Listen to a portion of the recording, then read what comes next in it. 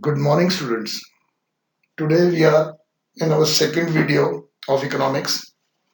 This is our Indian economic development book which we have started. In the first video, we discussed about the pre-independent structure of Indian economy. In some books, you will find that as a single chapter, but in some books, you will find pre-independence information as an introduction part. So now we are moving into the second. In some cases, it's a second chapter, or the next chapter is Indian economy from 1950 to 1990. Students, India became a free country on 15th August 1947, and it got a backward and stagnant economy and legacy. The partition of the country made the situation worse. Hence, the question of economic system, which economic system to be followed, and what country should do for economic development.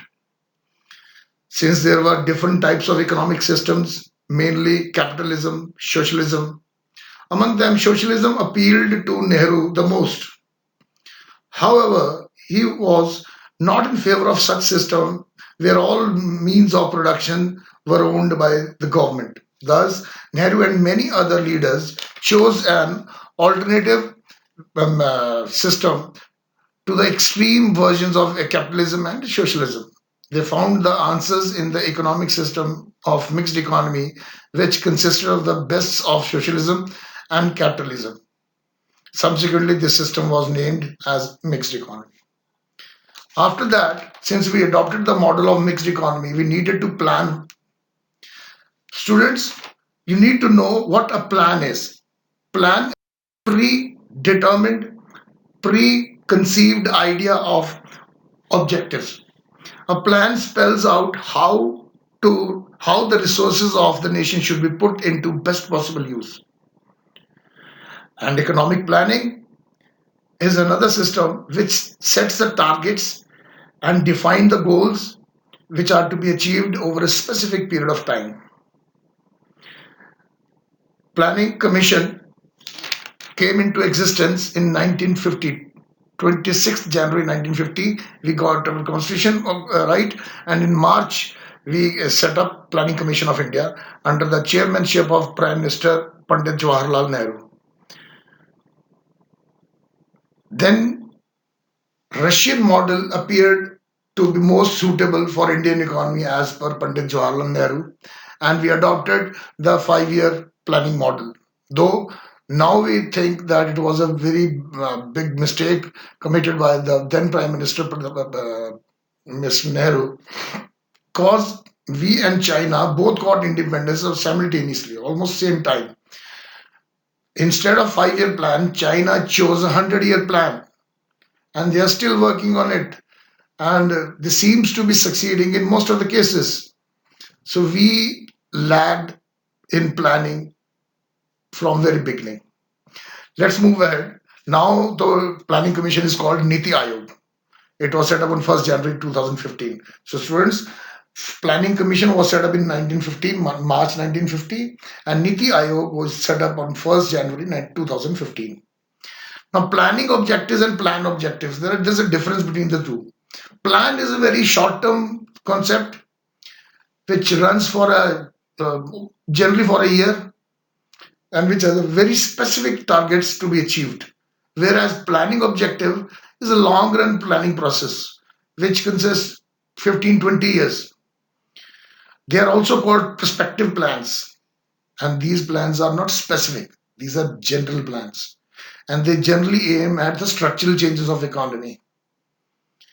So let's get started with this planning period.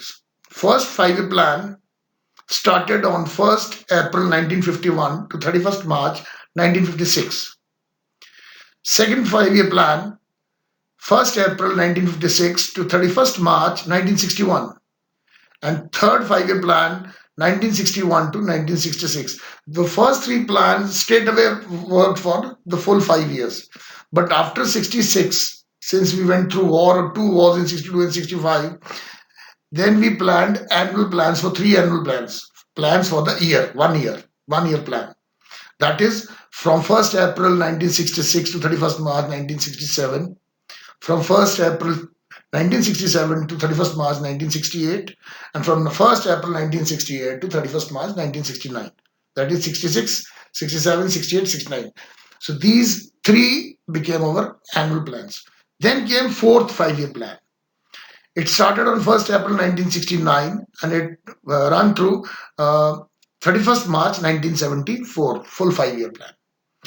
Again, in the fifth five-year plan, it started on 1st April 1974 and it was supposed to end on 79, but due to emergency, it got finished on 31st March 1978.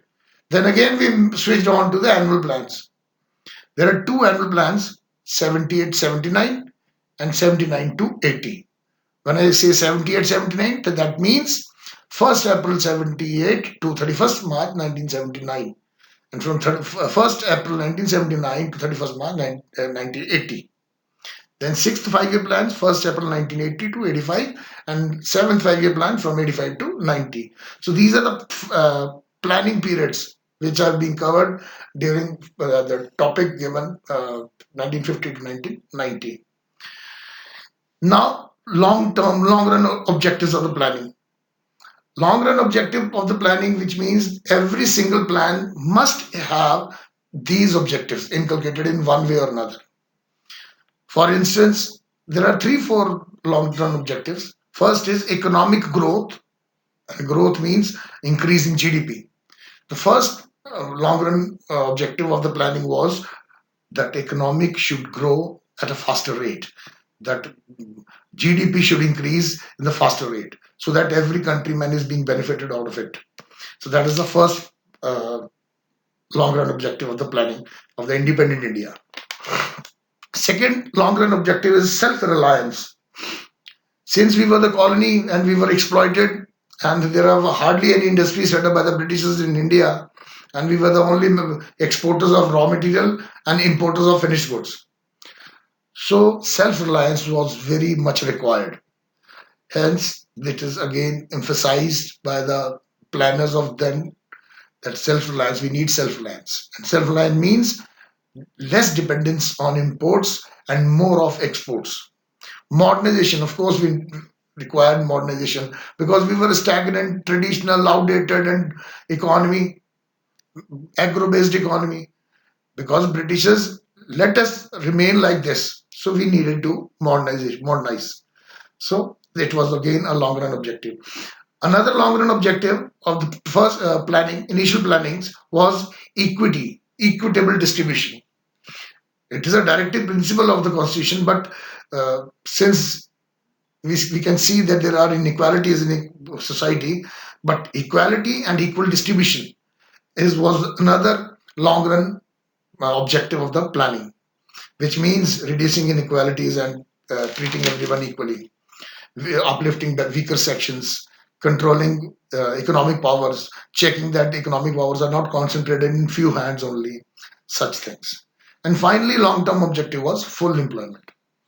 Though full employment is a imaginary situation because it says full employment is a situation where all existing resources are put into best possible use. So it is not possible. But since we were a newly born country, we had to. So full employment was another objective, long-run objective of planning. Students, today we have covered two, three topics. That is economic planning, plan and economic planning, and planning period, all those five-year plans and annual plans between 50 and 90, plan objectives and planning objectives, and long-run objectives of the planning. I'm also sending you notes so that you don't find it difficult, but I'm sure that you are making it in a proper way. I have also sequenced and numbered the notes, so hopefully you are working on it and make a sequential notes. Don't mess them up. Okay. Work hard, stay at home, stay healthy, stay safe. Goodbye. And if you have any doubts, do come to me. You have WhatsApp, you can come, you can always ask me questions. Take care, beta.